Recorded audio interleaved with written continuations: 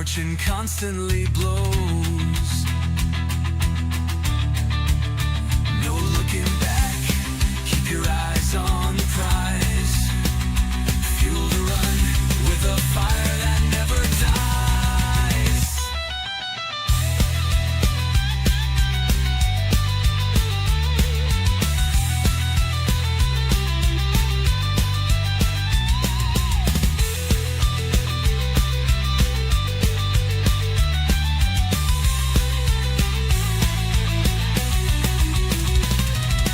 Hold on tight, the stage is set.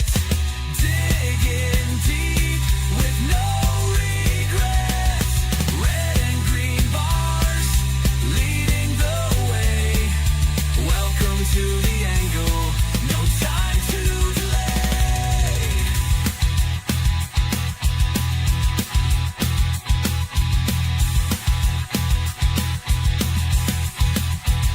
Good morning, everyone, and welcome to the most entertaining, intellectually stimulating, educational, financial podcast in the entire world. This is the Atomcash Angle, the show that flips the switch and floods the system with straight financial voltage. I'm Atomcash, and I'm bringing you the firepower that your financial life may have been missing. Now, whether you're new to trading or a trading savant, I aim to turn complexity into clarity with a shot of adrenaline. Now, today we have an exhilarating lineup of segments to give you all as much information as quickly as possible. As per usual, we are doing our live trading and market analysis right now through the pre-market into market open. And then today, I've got a great special for you guys. I worked on this little presentation, essentially. I don't have a PowerPoint, but I worked on a nice little outline for what to consider before investing in AI. Now, I've got a lot of feedback from you guys about what you really want on the show, and getting these kinds of like special segments I think are really nice for you guys because it gives you a nice little taste of what to look at and what not to look at from a risk perspective. So we're going to get right into that in a little bit. That'll be around 9:45, 10 o'clock. So you're going to want to stay tuned for that. We got basically 5 do's and 5 don'ts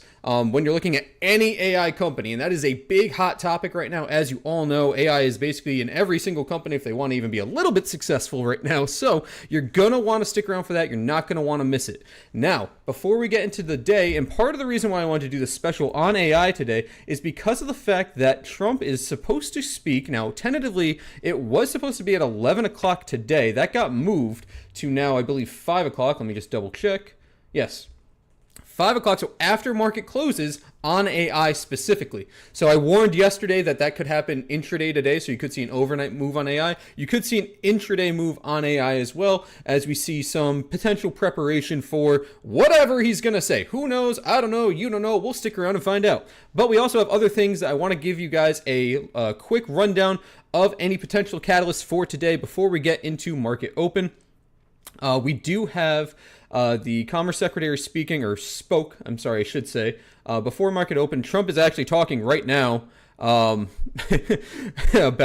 the Fed and Japan and everything, because if you missed that last night, we signed a trade deal with Japan. We saw a little bump in the market, but we're not seeing as much of a reaction with tariff news anymore, because as we just go on and on and on, and if you've been watching the program for a while, you'll see that this kind of stuff just loses its sting after a while, just a bit, and now it's just like expected. And unless it's a really big hit one way or the other, tariff news is just like, it's nice. It's going to be like basically every single time there is a trade deal, essentially, probably a tiny bump in the market, and not much else should really be expected there, because the market essentially is expecting deals to eventually come to fruition that are mediocre at best. That's at least what the market looks like, especially how it reacted to this Japan deal.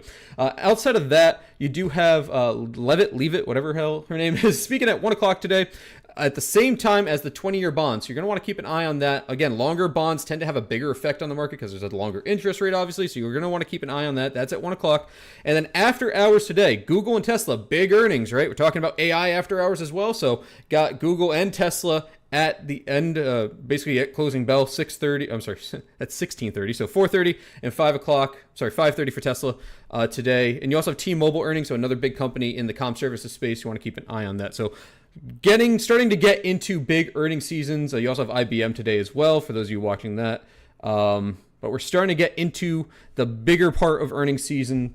So we should see what's going on with these bigger companies getting an idea. So very interested in AI today into tomorrow with the potential effect that could have. And if you don't know, I'll also be streaming tomorrow at 9:15, same bat time, same bat place right here. So you're going to want to stick around for that, and we'll react to the news that we saw after hours today, roll it into tomorrow's show as well. So will be a great time. Also, I did forget, we do have existing home sales at 10 o'clock today. That may bump the market around. So we'll see how that pans out. Mortgages and home sales have been iffy lately. So we'll see what happens at 10 o'clock. We'll see how that data comes through and kind of react and kind of go from there.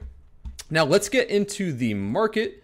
Let's look at SPY right now. And as I said yesterday, we did see an after hours bump in the SPY or in SPY, SPX, whatever you're looking at, and it caused a little bit of a rally. Now we're sitting up near 631.53 into the open. Right, well, okay. Nice little pop there pre-market. But right around the 631.54, which was our all-time high as of 2 days ago. So it's looking like we're going to gap right above old all-time high, make another new all-time high. And as we're moving up, you're going to want to put an LOI, so a level of interest, at all of these all-time highs on the daily. So if we pop up there and we tap it and we reject and close under at some point, those are going to be levels you're going to want to keep an eye on, because especially as we're kind of like slowly moving up, these are going to be areas of flux that we're going to see the market react, especially as we discover essentially new price targets on the SPY as we continue to grind towards my price target of 700 before the end of the year. Now, IWM, I've talked about this ad nauseum. We talked about on yesterday's show how important that 223.32 level, like I said yesterday, get a tattoo of it on your chest already, because it is that important to you guys. This level, that is your sentiment driver. That is your bull or your bear line. That's all that matters on the market, in my opinion. If you are a longer term bull, if you're looking for sentiment, if you're looking for excitement, if you want to be more bullish on the market or even more bearish, this is the only level that matters. That's it. 223.32. Above that, overall, you're bullish. Below that, overall, you're bearish. At least that's how we're sitting right now as we look at the daily chart. And I kind of alluded to a kind of a quasi inverse head and shouldery kind of look here. Just looking at the last few candles here. Now we're trying to open above that area. You're going to want to watch this localized high. So this high that was formed on 710, that number is 226.05, which are only about $1 off. So breaking that could lead to some bullishness. You would also break the daily red SAR as well. But the two areas to watch on IWM specifically, 225.72, I already have an LOI there. And then again, that localized high, 226.05, getting over that could mean a quick move to 227.75, or also known as $2 to $3 from current price, which would be a nice little move there for your small caps and IWM. Guys, before we get into it, we got 5 minutes till the market opens. Do me a quick favor. If you enjoy the program, if you want to see more of the program, and if you come here every day, all I ask you twice a stream. I'm going to ask you once right now. Do me a quick favor. Like the stream wherever you are, YouTube, Instagram, X, wherever in the galaxy you're watching me. Do me a favor and like, comment, subscribe, follow me, whatever it is. Interact with the algorithm. It helps me greatly. I appreciate every single set of eyeballs watching me, set of ears listening, because you guys are why I'm doing this and not doing it for anything else. All I ask is for that sweet, precious algorithm interaction. So say hi to me. Hi, Negum. Good morning. I see you in the chat. Say hi to me. I'll respond most of the time. Drop a comment, say like, whatever, all that good stuff. I appreciate it. And again, I only ask you twice a stream. I try not to bog down the stream with the annoying plugs, but that's what I need to grow the channel, and that's how I need to grow the show, and I want to bring more content to you guys, and especially when we hit 500 subscribers on the YouTube channel. This will be an every single day show, so if you want that to happen, do me a favor and go over to YouTube if you haven't already and subscribe over there. There's also a lot of recorded content on there and a lot of evergreen content. There's a lot of content on there that is just as relevant now as it will be a few years from now. So you're going to want to take a look at that. There's also some good stock opportunity videos on there, and I will go back and hash them out again when they hit my price targets, but there is some really good content on my YouTube channel. So you're going to want to go check that out if you haven't already, but not right now because you're watching this live and there's 4 minutes of the market open and you don't want to do that right at this point in time. Wait till like noon when it's boring, or, when you're on the toilet at the end of the day. That's a great time to watch.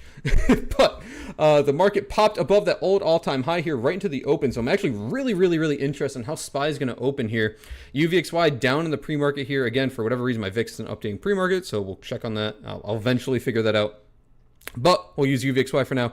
Moving lower about 2% in the pre-market. NVIDIA moving up a little bit here after yesterday's little kerfuffle midday, getting a little bit of a move here. We did fill that gap yesterday and closed above the gap, so we're looking to see if we can get some bullishness coming into NVIDIA, especially as we head into, again, a very AI-sensitive time between today and tomorrow, where we could see essentially our Mag 6, right?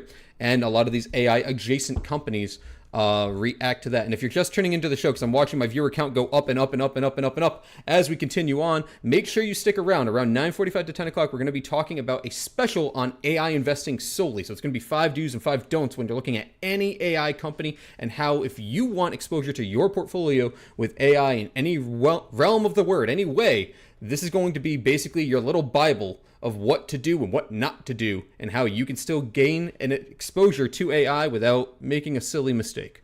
You're going to want to stick around for that. Again, that'll be around 9:45, 10 o'clock. Looking here at Microsoft now, I promised you guys I would do this. Real quick before the market opens. I promised you I would do this. I have officially opened a short on Microsoft, and it is a short via a call credit spread. So I'm short via a spread on Microsoft into earnings. Now, earnings is a little bit of a gamble, but if I do get a little bit of a flush down to this like 490-ish area before earnings, I'll take profit before then. Otherwise, I'm going to ride it into earnings. Now, it is a spread, so a spread has defined risk, obviously. I'm not just buying directional puts. And I'm also playing on IV, hopefully decaying, which it theoretically would climb into earnings, but if it moves down and that IV gets sucked out of earnings, I should have a pretty nice gain on my hand. So I am short Microsoft now, and I promise I would tell you guys when I would short on the program. So if you've been watching a while, I'm now short on Microsoft via a call credit spread. No, I will not tell you the exact strike or price, but that information can be found over in our Discord exclusive trading. So if you want to check that out, links are in my bio.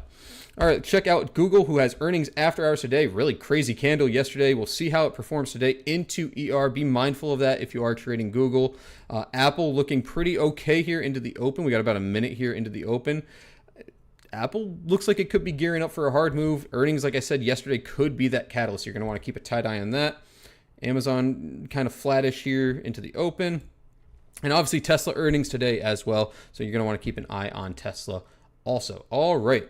Here we go. Market is about to open, so let's keep a tight eye on the market. And once the market opens, we'll look at our sectors as well, kind of see where the strength and the weakness is currently lying at that point in time, and kind of go from there and see if there are any opportunities that we could take a nice live trade on the show, as you guys like, and we'll kind of see where we go from there. We've got 12 seconds until the market opens. We're opening literally on the all-time high number, like 63154. It is on the all-time high number right now at the open. Fascinating. All right, technically we opened above it, and now we're coming back down. The market's now open. Let's see what fresh hell the market brings us today, shall we? A little bit of an expected volatile candle here on the open for the SPY. Look at the Qs. Did Qs make a new all-time high on that? Qs did not. Actually, I forgot to mark that out. 56606 on the Qs. It's a level to watch. That's your old all-time high, which much lower than the SPY, obviously, in terms of like spitting distance. So that's why you're seeing, or that's why I'm still eyeing IWM. I made this allegory, comparison, metaphor yesterday that the SPY is a rip-roaring fire and IWM is gasoline-soaked, chopped up, dried out aged wood. And if the IWM and the Russell can find its footing and get a little bit bullishness over that 223.32 level that you tattooed on your body, that is those gas-soaked wood chunks thrown onto this fire, and it's going to turn it into a bonfire inferno. That's why I'm mostly exposed pretty good with mid to small to large cap companies, and a little less in the mega caps. Not that you can go wrong with that, obviously, but I'm seeing a lot of the potential more explosive growth opportunity with IWM in general, and those are obviously those companies that are a part of that index. All right, SPY rejecting that old all-time high pretty quickly here into the open, chopping down about almost $1 here from our opening price in a minute. So that's a pretty hard drop, pretty quick. Tech is looking weak, really. All right, very quickly out the gate. Microsoft dropping hard. Oh, let's see how my spreads are doing. Like I said, if that moves quick enough, then I'll be more than happy to walk on my spreads with a nice little chunk exchange. So I'll take them where I get them. You know, we'll see. Lot of movement right now. Whew. All right, yeah, I'm up a nice little chunk of change here on Microsoft. I'm a little bit of a coward when it comes to options sometimes, where I'm like, wow, I made a lot of money. I should take some of that, because I know some of you will will make a trade and you go, wow, that's a lot of money. I want more. I have a real hard time doing that. I've been burned way too many times by that. Ooh, let's look at Red Robin real quick. I talked about this on the program. Red Robin is a stock I've been long since 4. I longed it again at 5, and I longed it again yesterday at $6.78. Breaking the 705 level. If you follow me over on X, you'll know this is a massive, massive level for Red Robin. Look at this daily chart right now on Red Robin. Higher lows, basically had a flat top breakout here, and you have all their adjacent names like Krispy Kreme, DNUT right here. Some of these hot names on, I guess, meme names that have to do with food service, and Red Robin's only going to reap the benefit of that with a strong technical breakout here. If it rallies, look at 751 to be your trigger. 751 goes. Red Robin is going to go more than likely to 1036. It might get a little pit stop there on the 200 MA on the weekly. Currently that number's 945. So easily, in my opinion, a $2 move here on Red Robin is cooking here on the daily and on the weekly. Not saying it's going to happen today, but pretty soon here. And again, this is a company, full exposure. I am long. I'm long at $4, long at $5. I'm long at whatever, what's this, $6.78. So I'm long this company at 3 different entries. You're going to want to keep an eye on Red Robin. I think there's good opportunity there. If you like the name, maybe just keep an eye on it. Anyway, back to the market. I like to kind of bring you guys back up to speed when I talk about something on the program. That way, if you did consider an entry or consider whatever you do, you can at least have a little bit of an update here on the program. SPY kind of just chopping around here, that 631 area. Q's definitely where the weakness is. Back tested the 560.80 LOI and looking to bounce and move to the upside here. And IWM kind of flat, all things considered. Not really bearish, not really bullish, just kind of farting around here. So outside of tech, trying to get a rally now, it's looking like a pretty flat open. Let's take a look at our sectors and see what we got coming down the pike from our sectors. Utilities, strong open, up almost 1% here. Energy up almost 1%, up 0.71. Consumer staples up 0.2. So not a great sign when we see our 3 defensive sectors green and our tech red. It's flat. But our tech possibly red. No, it's red. That's not a good sign. That's typically risk-off behavior. However, I mentioned this yesterday. When IWM is strong, that may not necessarily be risk-off behavior, especially when you see all these other sectors green, with the exception of comm services, all these other sectors green. This could just be a little bit of rotation or thematic rotation out of technology and into some other sectors, but that doesn't necessarily mean that we're risk off. It could actually be indicative of risk on behavior because there's support here through the other sectors. Look at industrials up over 1% right now. Healthcare up 1.5%. Huge move on healthcare. Finance a bit flat, a little red, getting some bearish action here. Don't worry too much about XLY today, in my opinion. It's your consumer discretionary. That's your Amazon. That's your Tesla. Going to be volatile today, but I really wouldn't worry. Look at it as a good or a bad thing on XLY specifically today. It's probably just going to kind of fart around, mainly due to Tesla's earnings after hours. But it's actually looking like a pretty clean set. Oh, man. Red Robin, 740. We're almost near my trigger point at 751 here. Looking pretty clean here on Red Robin. This is only a 132 million market cap company, so I guess it could technically go to $10 today. Anything's possible, but volume's good out the gate. It's pushing pretty solid. So congrats if you watched the program and you've liked Red Robin along with me. I made a promise to the Discord community that we run over exclusive trading that I would take my wife for a slightly above average Red Robin burger if we hit $10. That's the big bet. That's the major the goal here. We're gonna get a Red Robin burger. Gotta take some of those gains and funnel it back in. So that'll be what we're doing if we hit $10. I'll share a video or picture proof if that happens. All right, SPY kind of flat. The Qs are looking to recover, and IWM is still the most bullish. It's looking a little choppy here. Again, we do have that news at 10 o'clock, which you want to be mindful of for home sales. And as I mentioned before, your home sales and mortgage rates are iffy. I mean, we actually had the 30-year mortgage rate come in pre-market today.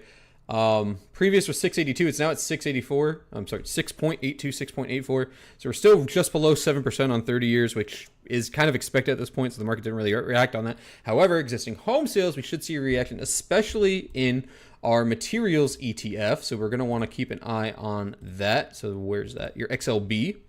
Obviously, it's going to affect home builders and whatnot, so we want to keep an eye on XLB through that, and maybe industrials as well. Kind of depends on what your exposure is, and obviously real estate. So these three sectors here are what could be highly affected by that 10 o'clock news, so you want to be mindful of that if you do have exposure to any of those potential adjacent companies. And another quick plug, guys, before we get into a little bit more of the market, don't forget, at about 9:45, 10 o'clock, we are going to have a segment built around AI. I've composed 5 do's and 5 don'ts on how you should or should not invest in AI, and what to look at. Is basically going to be a little Bible for you to go by. So you're going to want to stick around for that. And again, that'll take place here in a few minutes at 10 o'clock at the latest. Okay. Trump just put out a tweet saying, "I will only lower tariffs if a country agrees to open its market. If not, much higher tariffs!" Exclamation point. Okay, does the market care? No. As I said before, the market does not care about tariffs anymore. It's over. We had our April drama. We recovered from the April drama. Everyone ate tacos. It's over. There is no more tariff drama. The only way that we're going to see anything really affect the market is if there is a massive, massive, massive failure of a deal, or there's just a regular deal and you're going to see a little 50 cent to $1 pop on the SPY. The market doesn't care anymore. It's not fearful. Remember, when you're trading and when you're looking at the market, uncertainty is what breeds bearishness, right? When the market is uncertain, that is when it's scared. And when it's scared, people sell. People are humans, right? If the market's not scared, then there's no bearishness. And guess what? The market isn't intimidated by Trump or tariffs anymore. It just doesn't care. And that's where we are right now. I mean, look, we just got a green candle off the tweet. Now, granted, it may not be directly related to that, but the market didn't sell off with him saying, "Oh, we'll make sure to tariff you." The market doesn't care. Doesn't care anymore. And I'm sick and tired of seeing people post on social media how we should fear tariffs. Oh, go, let's fear all the tariffs. You don't have to fear anything. There's nothing to fear anymore. So you shouldn't. People are trying to front run a massive rally in general, and you're going to get hurt. Just my 2 cents. And as long, what you need to worry about, the only thing that matters, again, tattoo it on your chest, on the back of your hand, tape it to your computer monitor, on the back of your cell phone, put it in a notes app. 223.32 on the IWM is the only level that matters. Above that, you're bullish. Below that, you're bearish. Set, clean, and cut. I'm telling you. Fact check me on it. Go ahead. Alrighty. We're really not seeing too much of anything, to be honest with you guys. We're pretty, little bear sell, little bit of pop here. But we're not really going anywhere here in the pre-market. Volatility's even pretty flat. NVIDIA, nice recovery. NVIDIA pumping.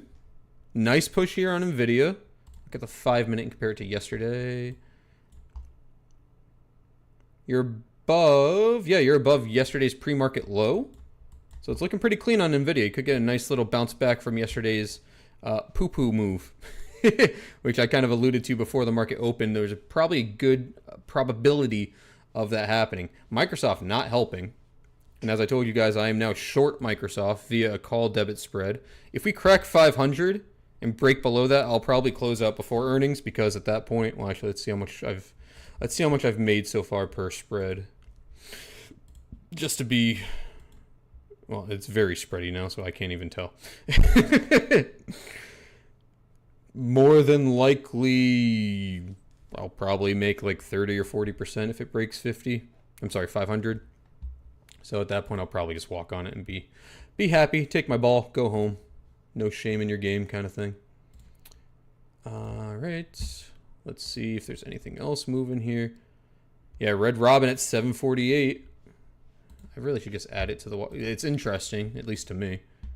Look at 749. Tiptoeing just about there. If that level breaks, I'm telling you, we're popping. Look, you even have on the level 2 here. I mean, that's not a lot, but you got 3,000 shares parked at 750. The little baby wall there. If that breaks, I'm telling you, this thing's going to melt.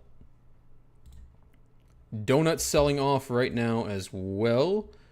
I don't hate for you memesters out there grabbing a long at $4.20 if it gets a push. So for what it's worth, if you like the Krispy Kreme, the donut, the move here, wouldn't shock me to get back in this range. Float $4 to $4.20 before getting another little meme rally and push for this potential gap fill up here, just shy of 10. So that's something I'm interested in. Also, when it comes to memes, you want to buy on the retracement. You don't want to buy in the rally. You don't want to buy the hype. Negum says, do you do calendar spreads? I do. Personally, I find it harder to do a calendar spread on something that looks like this. But, it could work out. Because if I am longer term bullish on Microsoft, and for those of you who don't know, you could do a calendar spread, which means you're basically betting on short-term bearishness or short-term bullishness and the inverse of the opposite. So in this case, assuming what Negum is alluding to here in the chat, is that he's looking at, or potentially looking at, a calendar spread with Microsoft where he could bet on short-term bearishness, but long-term bullishness, essentially using short-term options to discount a longer-term call. If you're bullish, and then the other way around is if you're bearish, discount a longer term put.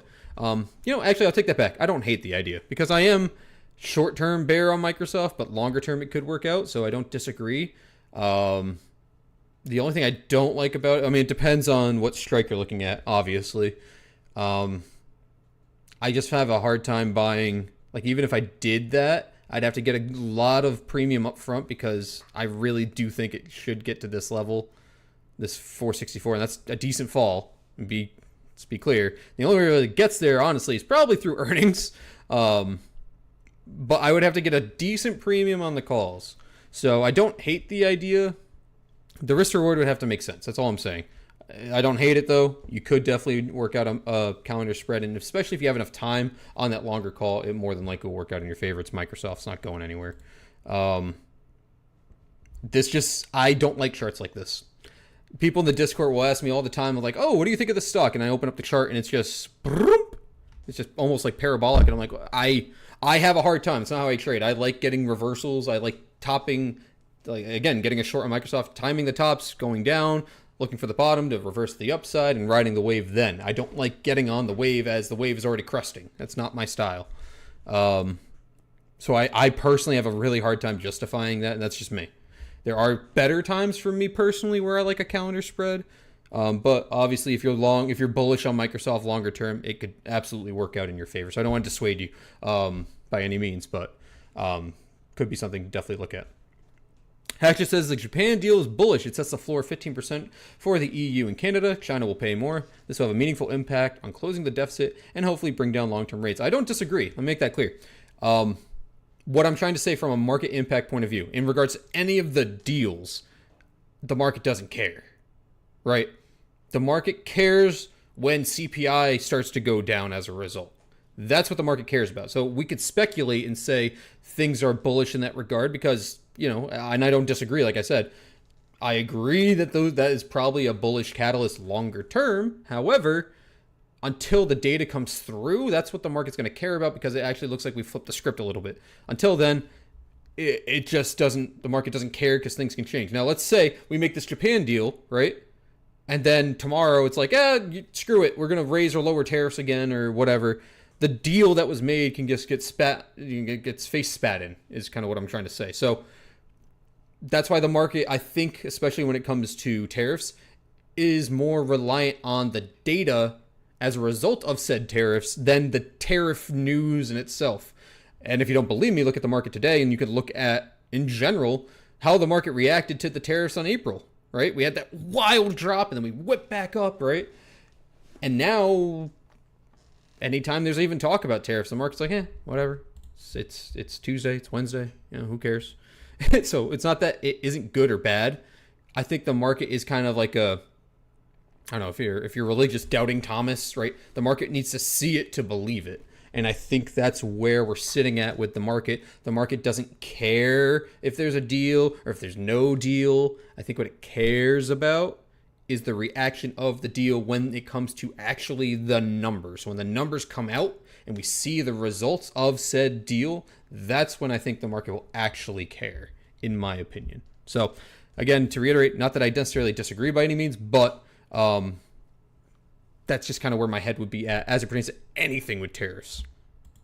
All right, SPY selling off here just a little bit, so we're getting a little bit of bearish action here, mostly fueled by tech. Tech is not looking too hot right now, and I'm sorry, guys, it's my fault. I shorted Microsoft, and I'm bringing it down with me. If it breaks that 500 today, it's probably going to be a bad move for Microsoft short term, which, again, I'd probably close out my put, just to, my call credit spread, just to take profit on it and be happy at that point. But we'll see. We'll cross that bridge when we get there. I don't like to count my chickens before they hatch, so we'll see what happens. Other stocks making a move right now. Moderna making a solid move here, about 4%. Peloton making a move, 3%. I shared this one on the program, TEX. That one's making a move. And these are ones that I like. Do with that information what you will. But these are companies I like right now that are making moves. Do with that information what you will, once again. It's looking like, here, let's flip through our Mag 6 real quick. Ooh, NVIDIA, sharp reaction. It's basically, ever since I clicked off of it, it sold off. Google, again, pre-ER, so I wouldn't read too much into Google's price action. Ooh, Apple. No, no, no. Not looking good for Apple at all. Ugh, that is an ugly day so far. Woo-wee. No, no, no. It's looking like we're going to see a lot of people either taking profit or getting defensive, and I'm just looking at the Mag 6 right now before earnings. Now, I guess that seems very easy to say as we're sitting right here, right now, and the market's going down. Google's only marginally down. They have earnings today. What's Tesla? Tesla's up. So maybe I'm wrong. I'll take that back. I'm just thinking on the fly. I take that back. I take it back. I take it back. Ignore what I just said. Erase it. Delete it from the VOD. I never said it. But it does seem like the market's just a little trepidatious today. Would be the word I would use. Q's trying to stay above that 560.80. Actually, IWM now showing a little bit of weakness. Might back test this 224.17. I'm not loving how we're moving right now, whether bullish or bearish, to be honest with you guys. So I may not even trade this open because it doesn't look very... I mean, so far, to be honest with you, it looks like it's leaning more bearish than bullish. But those sectors open so hot. So solid. Utilities are still green. Energy still green. Consumer staples still green. Tech is only marginally down, all things considered. Real estate flat. So these are three we got to watch. Real estate materials, which is getting a sell-off. And industrials. This might be a sell-off before the news. It's possible on XLB. Because again, at 10 o'clock we have existing home sales. So that's a possibility. Just theorizing. Healthcare had a really solid open, now grinding down a bit. Financials, I'd look for banks to kind of help flip the script here based on where it's sitting right now. Consumer discretionary, all things considered, holding up pretty good. Your Amazon, your Tesla. That's basically what I look at XLY for. It's Amazon, it's Tesla. That's about it. If you disagree, sorry. That's what it is. It is a bit of a mixed bag, though. So if you're day trading, this would be, at least in my opinion, signs to be risk off on the open. I'd be more interested to see where we are after 10. So why don't we do this?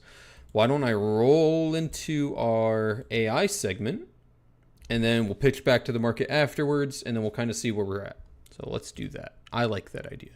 Do you like that idea? Good. I'm glad you agreed. It's like watching Dora the Explorer, and they go, "What do you think?" And then I'll just patiently wait, and I'll be like, "Good." We'll roll that into the program. The Dora the Explorer prompts. I'm sure everyone will love that. All right, guys, real quick. I do ask you twice on every show. I'm going to ask you the second time if you haven't already. My viewers have gone up about triple since I said it the first time. So if you're watching live, wherever you are in the entire galaxy, on YouTube, on X, on Instagram, do me a quick favor and like the stream. Drop a comment. Say hi in the chat. I'll probably say hi back. Follow me or subscribe if you're over on YouTube. And don't forget, once we hit 500 subscribers on my YouTube channel, we're going to be doing this show every single day. So if you like the show, you like the content, you like what you're hearing, you're feeling even a little bit entertained, do me one favor. I don't want your money. I want your likes. So drop a like on the stream wherever you are, maybe a quick comment, anything like that. Your interactions are what the algorithm looks for, and that's what I need to help grow the show. So if you want to see more of the show, all I need is a little help from you, and I appreciate all of your eyes and ears as you're listening to me this beautiful Wednesday morning. Now we're going to roll into what to consider before investing in AI. So it's a little segment I wrote up quite a lot of notes, so I'll try to water it down and keep it as concise as possible. But essentially, I've got 5 do's and 5 don'ts for you guys to consider as it pertains to investing in AI. So we'll roll into that in a moment here. And as per usual, I will do you guys a favor and record this. That way, if you miss anything or you want to go back and listen, it'll be live on my YouTube channel, hopefully later today. So we'll do that for you right now as well. Alrighty. Now, AI is everywhere, and it's not just changing how we live, it's basically shaping up how we invest in general. In this video, we're going to break down what to do and what not to do before investing in AI. So now, I'm going to start the whole thing over, because I'm recording this and that sounded like crap. I write myself a little intro, and I just have bullet points, so I just talk normally. So I'm trying to read the intro, and I'm like, ugh, awful. You guys get the outtakes. There you go. Thanks for tuning in. All right, let's try this again. AI is everywhere, and it's not just changing how we live, but oh man, I'm gonna do it one more time. Oh my god. All right, last time. AI is everywhere, and it's not changing how we live, but shaking up how we invest. Now, in this video, we're gonna break down exactly what to do and what not to do as it pertains to investing in AI. Now, if you're looking to ride the wave that AI has been on lately, this checklist basically you can't afford to miss. It's a Bible of what to do and what not to do when you're looking at any AI company. So first things first, and probably what you're most interested in, we're going to go through the 5 things to do before investing in AI. Now, the first thing you want to consider is researching business models. Not just buzzwords. And I know it feels like that's very hard to do, especially when everyone can just go AI in their earnings call and the stock goes boom. But we have to look at things from a little bit more pragmatic standpoint. What I mean by that is looking for tangible AI products or services that actually generate revenue. So you want to consider AI automation tools, large language models, APIs, things like that. You want to analyze how a company can add AI to its current business offerings to potentially give it a competitive advantage or expand margins. That one's a big one. A lot of companies right now are using AI to cut back on expenses, which conversely increase their margins, which is a huge potential advantage to a lot of these companies, especially in the labor field as well.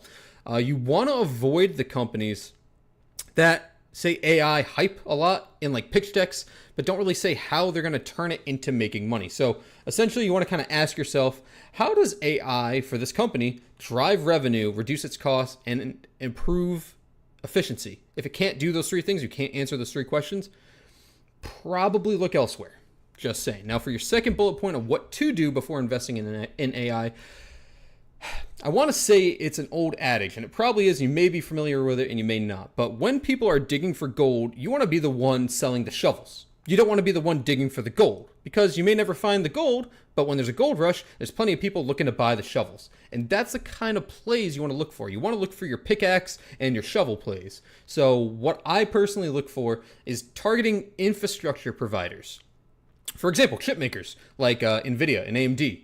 Those are your shovels, right? They're not necessarily the AI company, but they're the companies that need to exist for AI to exist, right? Another segment you could look out are cloud platforms. So you've got Microsoft and Amazon, right? Because they have AWS and Azure. And you could also look at, this one's a little bit of a far-fetched thought, but you could look at adjacent beneficiaries. So data center REITs. I found one called DLR. They're actually reporting earnings tomorrow.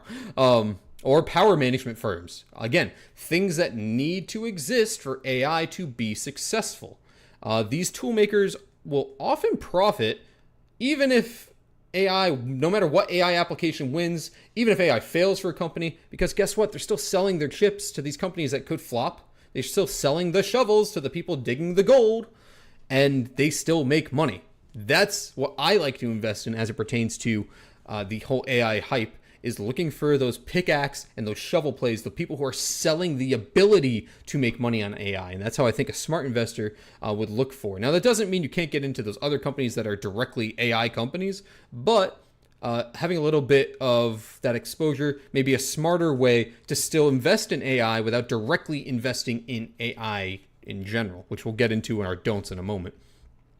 Our third do is to evaluate profitability and cash flow in general. So many AI startups are going to start burning cash in order to chase scale. That's not really unexpected. In fact, it is expected for the market to see that with these AI companies to be burning money to try to adapt and try to gain market share as quickly as possible. As a result, if you can prioritize, so out of all the options you get, if you can prioritize looking at companies with positive free cash flow or sustainable burn rates, right? Because there is a rate in time where the burn rate, slowly they burn less and less and less and less cash, which eventually can lead towards profitability, obviously. Those are ones you should look at. You also want to look at gross margins in general and see if they're using their R&D expenditure efficiently. Are they investing in things and actually making money back, or are they just investing in things and losing it? Is the spending justified? Is the spending delivering ROI? Most importantly, as we talk about evaluating profitability and cash flow, we want to watch debt levels, right? So we're still technically in a rising rate environment, and that will probably cut here soon. But AI investments often require major capital, especially right now, right? The cost has not declined yet as we're in the first foray into AI. So things are expensive right now to even build into AI. I mean, look at NVIDIA. It's the largest company in the world, and they have so many orders coming through that they can't fill them all, really. That's how much hype there is around AI right now. So it is not cheap to have an AI company and run an AI company. So if rates stay high, that's a massive stranglehold on these companies. Now, conversely, if rates start to cut, that's going to allow these AI companies to breathe a bit, which could help their profitability and their cash flow like we talked about here. The fourth do is you want to diversify across the entire AI ecosystem. So it doesn't mean putting all your eggs in one basket. You don't want to bet on one winner. You want to consider diversifying across verticals, meaning you could have AI healthcare exposure. You could have AI fintech exposure. You could have robotics exposure. You could have semiconductor exposure. You're still exposed to AI as a whole, right? It being eventually the next bastion of the next best thing in the world, but you're not putting all your eggs in one singular basket. So that allows you to invest in layers, right? You can invest in hardware, you can invest in software, data, end use applications. There's millions of ways that you can take your money and still invest it. Even if you want to put 100% of it in AI, right? All your money in AI, you could still pick different verticals and pick different layers that you could spread your money out on and then still reap the benefits of what could be a huge move in AI in general without risking downside, which I think is really important. Now, mixing some large cap stability with small cap stability, I think, is what matters here a lot, because you'll see some outsized move on small cap companies as they become medium and large cap and they grow, but having some large cap and even some mega cap exposure prevents you from having some more downside, because that's what you want to do. You want to manage your risk as you're looking at these AI companies. So you don't really want to go full speculative, and you really want to mitigate single stock exposure in general, and focus on capturing the broader AI adoption in general. If you can capture that through moving through these different segments and diversifying across different verticals, that would probably be the best way to do it. Now, the one risk factor I want you to consider here as we talk about this as a due point, you want to consider thematic ETFs for broader exposure if you're someone who can't be bothered to do all the research. With that being said, make sure you do your research on the ETF you're looking at, because there's a ton of ETFs out right now that can offer you AI exposure, but they could also go against what I just said here and have a ton of money in one stock and then, on other BS things, right? So that's something you could consider if you don't have a lot of time to do research on individual companies. But at that point, make sure you at least research the one ETF that you're investing all your money into.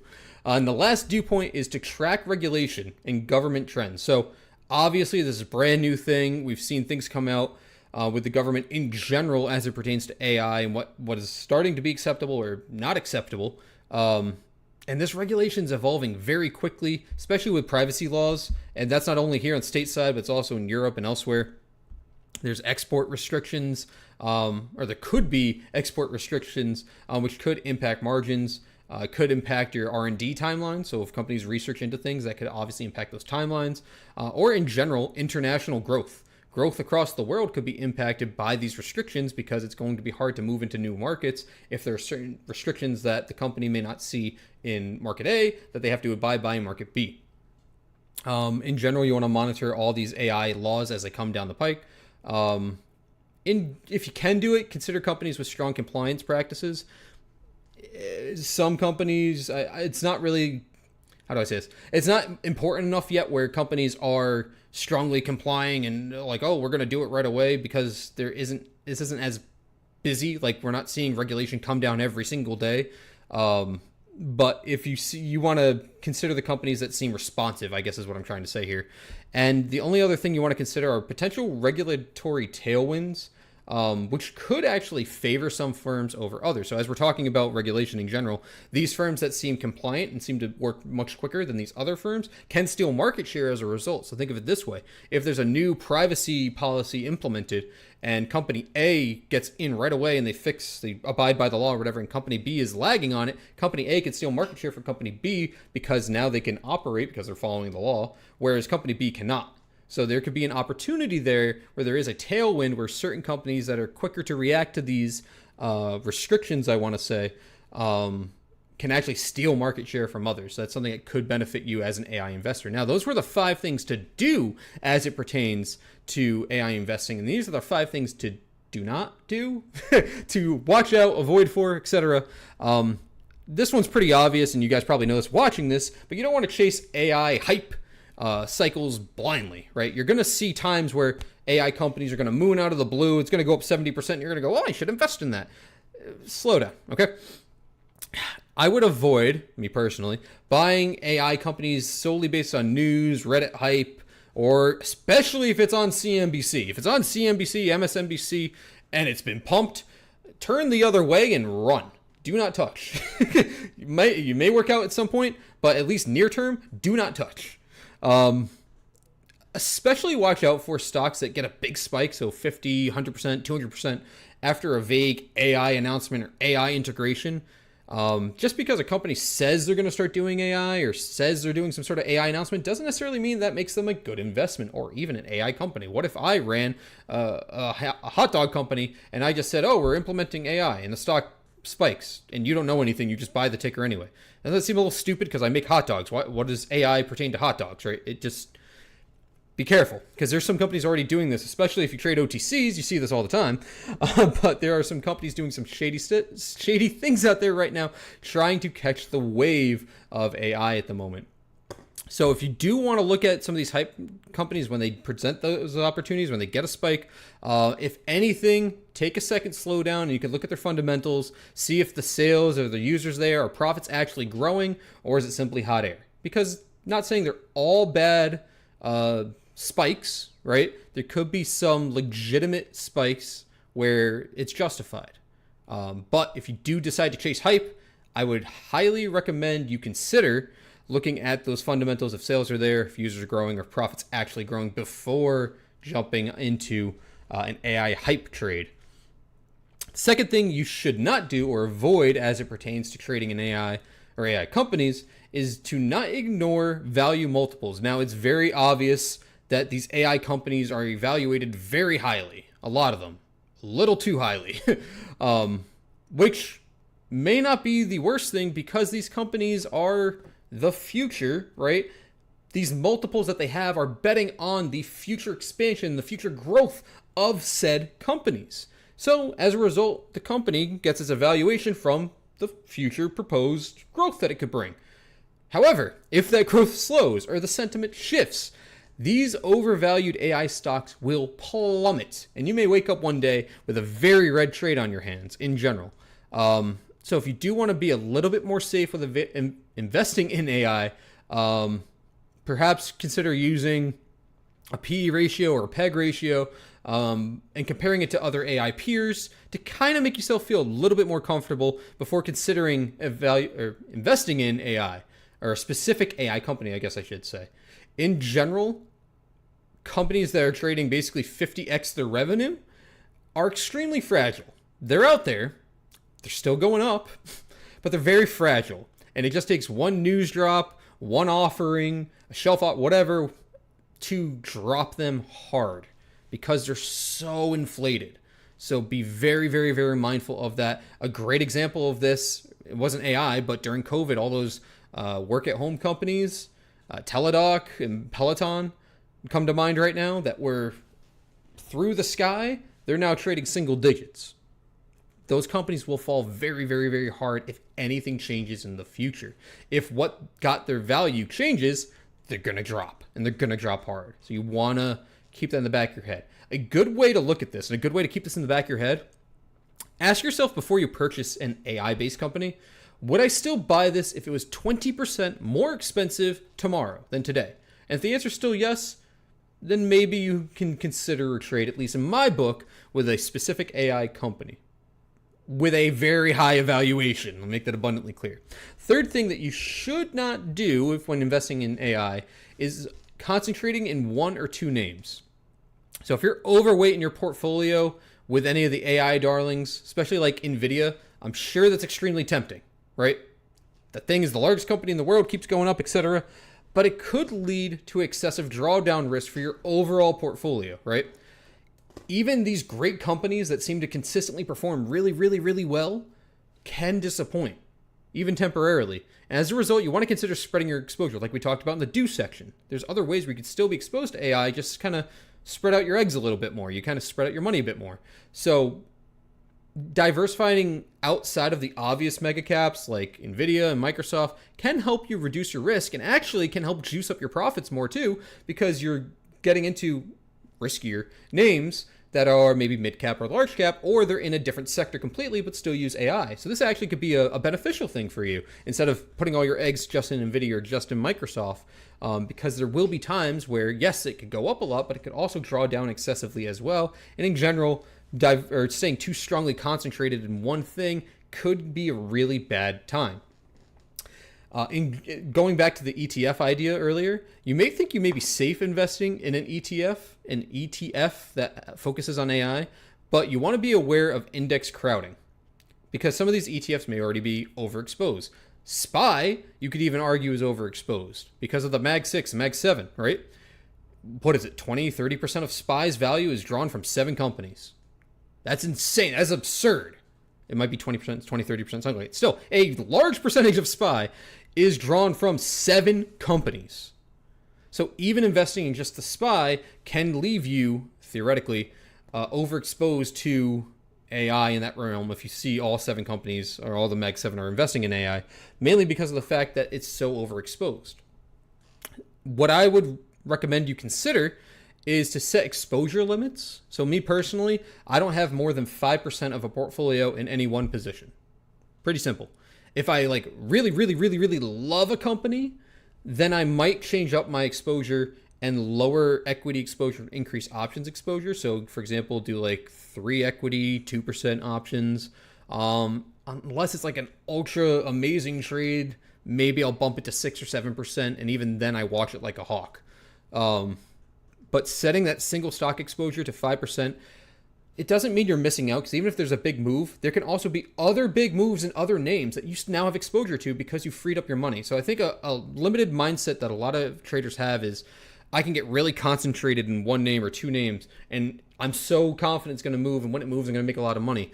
Why not be confident in the realm in which that company can operate and diversify a bit, because you could now not only reduce your risk, but actually increase how much you can make, because now you're exposed to other areas. If you believe in AI and you want to invest in AI, now you're invested in all these other areas of AI, not just the one sole thing. And I think a lot of people don't grasp that concept, where you can actually make more money while also reducing your risk. And I am all about that when it comes to trading. So that's something to definitely consider as it pertains to something not to do when you're investing in AI.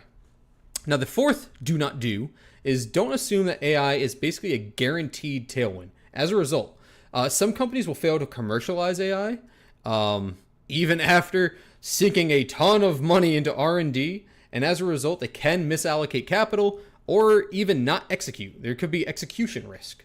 So just because a company puts money into AI doesn't mean they're going to make money with AI. And I think that's something that a lot of people aren't thinking about right now in general.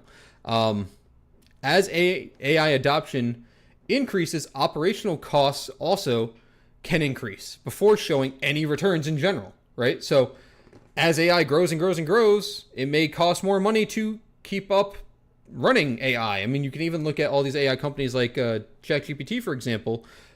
They had to lower the amount, this was a few months ago or whatever, they had to lower the amount of free users accessing the image generation part of it because it was using too much money or too much electricity or whatever, and they had to change up their payment structure, whatever, because it was more expensive to run it that way. So they had to limit it and give more perks to the people paying.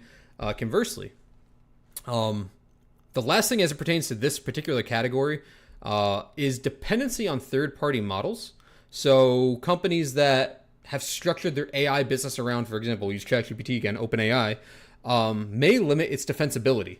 So this does one of two things. One, it lowers the barrier to entry. Anyone can get in, right? If OpenAI has open APIs that companies can just use to implement their ChatGPT program on their platform, then anyone can do it. They just got to pay the money for it. So that makes a lower barrier to entry. And secondly, it opens you up to a new risk, because what if OpenAI goes down? What if you buy an AI company and their whole business is centered around OpenAI?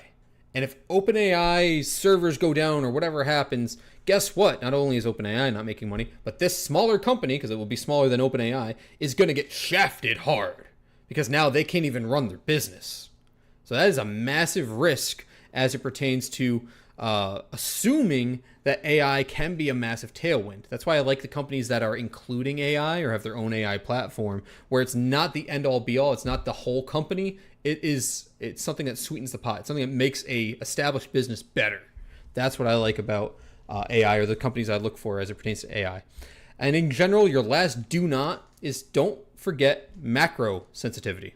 So AI, as most of you know, is going to require enormous amount of energy and computating resources. So as a result, you're going to want to keep an eye on energy prices as a whole. That money's got to come from somewhere.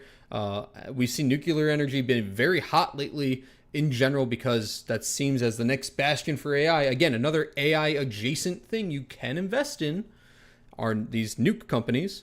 The other thing you want to keep in the back of your head, which I'm not as worried about, obviously interest rates. So as they rise, as they lower, whatever, as those rates rise, which again, we're technically in I would call it a plateauing environment, because we haven't risen rates now in a few months, and it looks like we're going to cut soon. But that can basically put a stranglehold on a lot of these smaller companies that still haven't turned a profit. And that just goes in general, not only AI. So that's something you want to be aware of from a macro standpoint. And last thing is general geopolitical risk.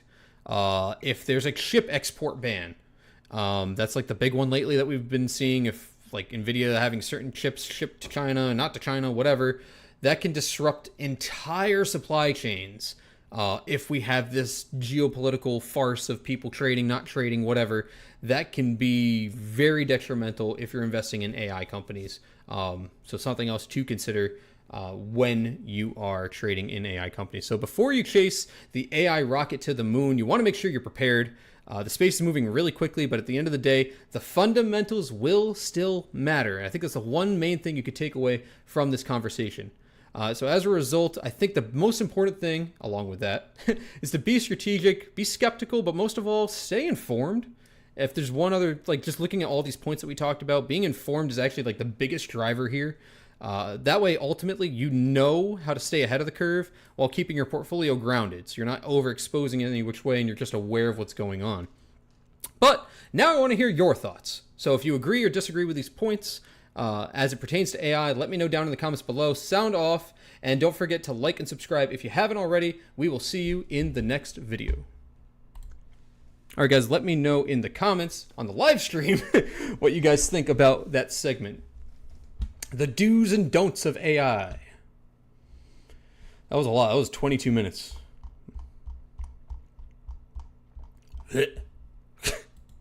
Maybe I will start doing PowerPoints, do TED Talks. Negum says, I'm having a hard time letting go of my NVIDIA shares. I'm heavy in both my IRA cash accounts and have been since the mid-'80s. So there's a person who may be watching that I love very much, who loves NVIDIA, and is very overexposed. And I've been trying to tell said person they should consider diversifying. That's what I think would be the takeaway for you personally to consider, Negum, as well as this other person I'm alluding to.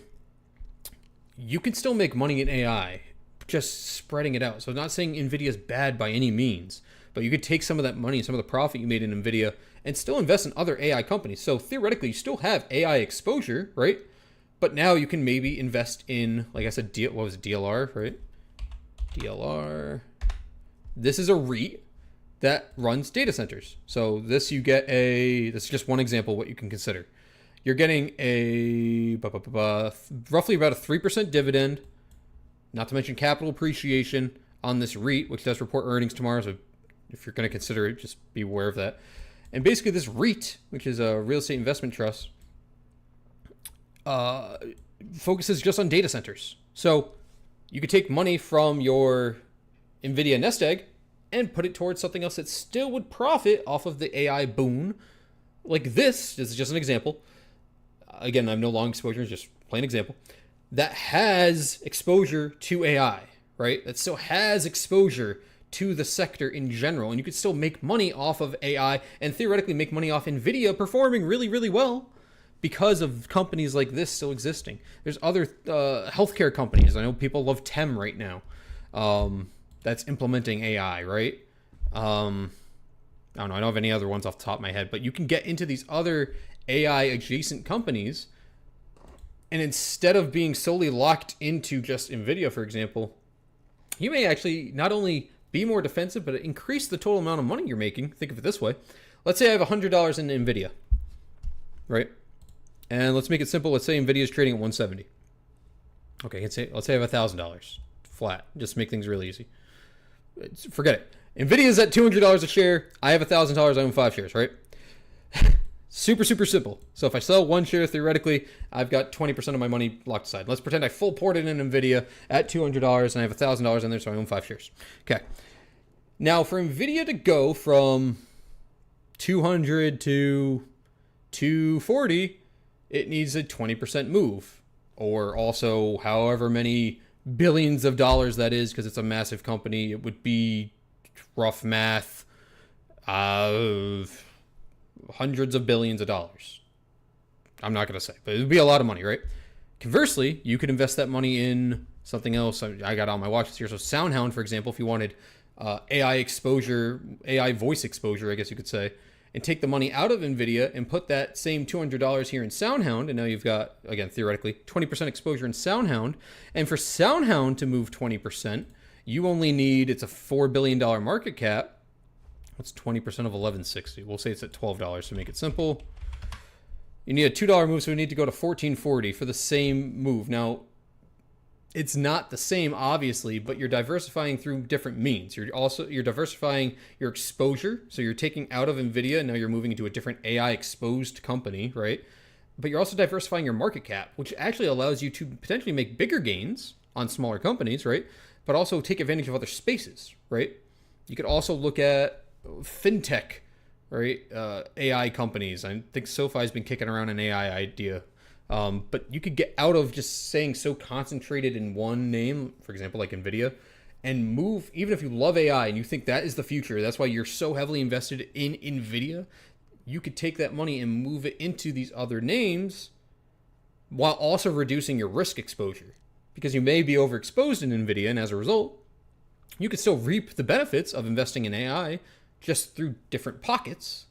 So you're reducing your overall risk because you're not solely concentrated on one name, while also increasing your total theoretical amount of gain because you have exposure to smaller cap companies that tend to move a little quicker. What if you wake up one day and SoundHound's at $50? It just does whatever. They get bought out. Something happens, right? You wouldn't have the exposure if all your money's in NVIDIA. And I'll tell you one thing, we're not going to wake up one day and NVIDIA is going to move from 200 to 1,000, because that's roughly the same kind of move you'd see on SoundHound in the example I just gave you. From going from, $11-12 to 50, NVIDIA would have to go from 200 to 1,000. It's not happening overnight. But getting those bigger moves on these smaller companies is more realistic.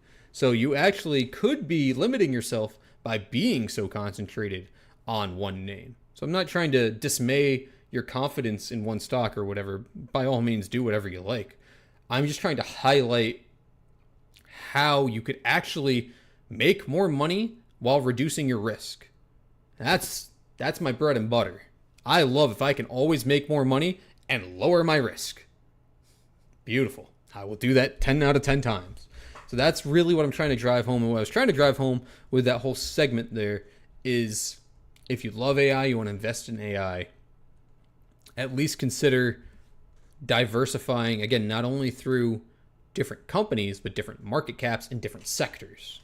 Getting a wide net would let you take more advantage of the AI rally as a whole versus being solely concentrated on one or two names. That'd probably put a nice little bow on that whole shtick. Hopefully that helps. T-Burn says, awesome outline. Thank you, T-Burn. I appreciate you stopping by the stream today. I know you're here almost every time I'm live too, so appreciate you popping by. Negan says, thank you. Yes, way overexposed, and you're right. I think I'm limiting myself on making more money. You know, Negan, it's funny because people don't think that way. And this person I love very much doesn't think that way, and I'm trying to get them to see the light in that regard, where you could still make more, you could make even more money by not putting too many chips in one basket.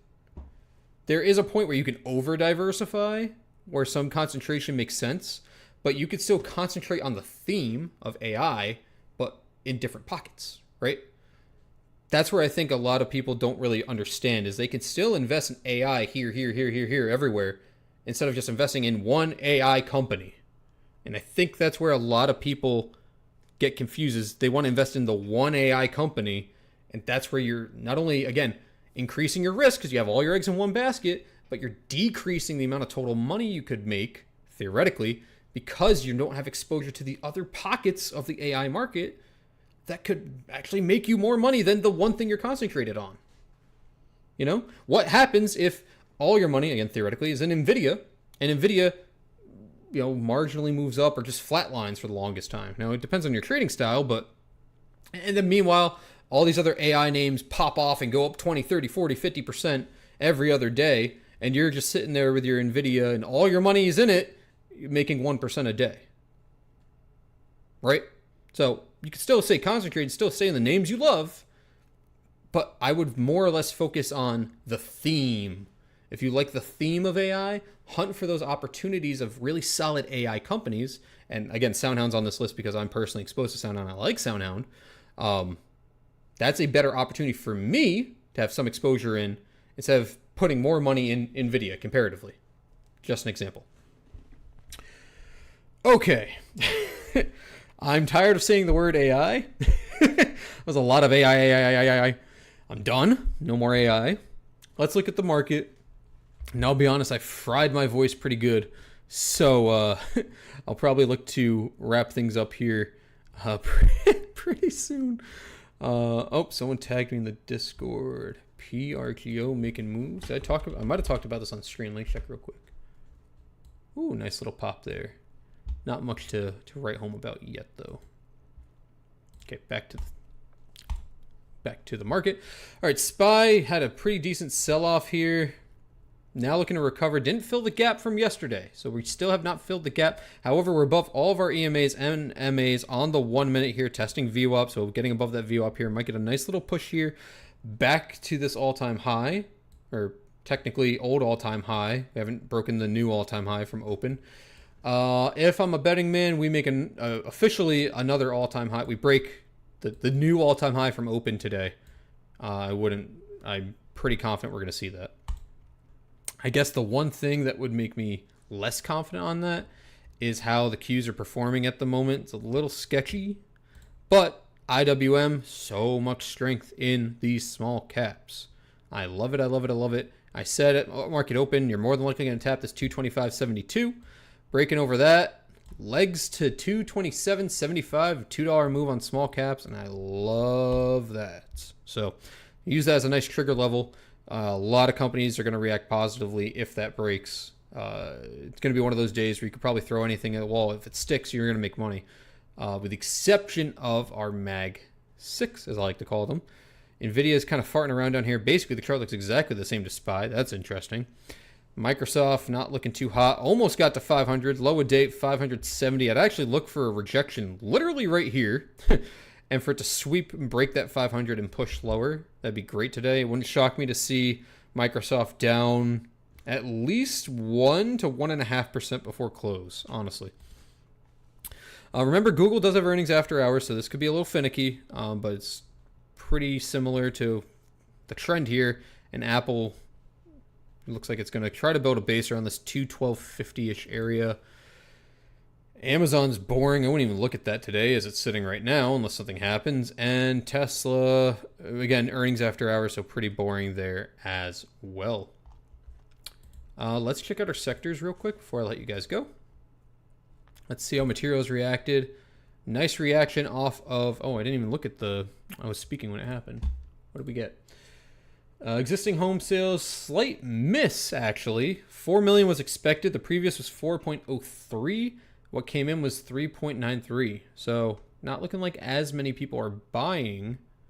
For some reason, materials have gone up on that news. Interesting. Real estate also went up on that news. Interesting. Maybe because of the fact that the mortgage rate was pretty flat and home sales rate, I mean, it is a miss, but it's not by much. So that could be why.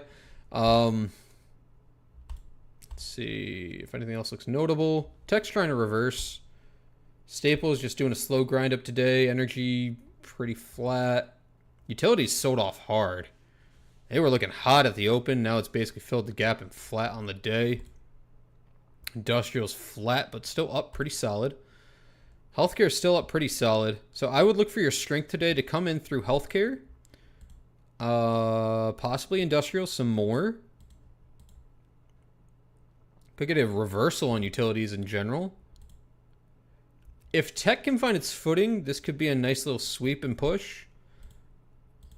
I wouldn't look at real estate today, either bullish or bearish. I don't love that. Materials are okay. I'm just trying to state where the opportunity is, so as you guys go through your day, you can take a look around and maybe consider some names. I like healthcare the most, assuming this low doesn't break.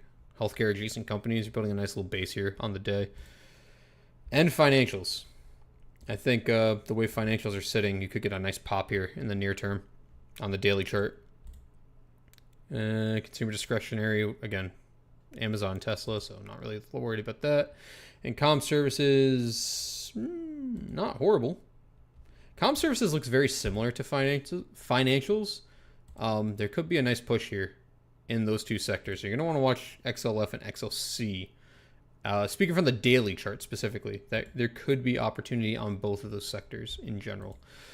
All right, guys, I think that's going to wrap it up because if I keep talking anymore, I probably won't have a voice for tomorrow, and it is a lot for me to keep talking and talking and talking and talking for however long I've been live, so maybe one day I'll get a co-host and I can actually breathe and take a sip of water, but I refuse to have dead air on this program, so the times that I do, I feel awful, and I feel like you guys need to hear as much that just comes off the top of my dome as quickly as possible. So that's what I will continue to do here on the Atomcash Angle.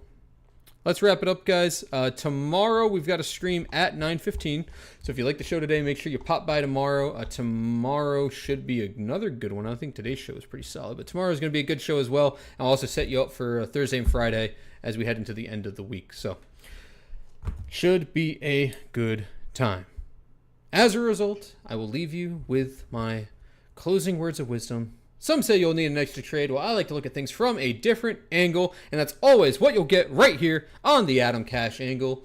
Have a great rest of your day, and remember, precision beats prediction every damn time. I will see you tomorrow at 9:15. The time has passed, and that's a wrap. You're on with the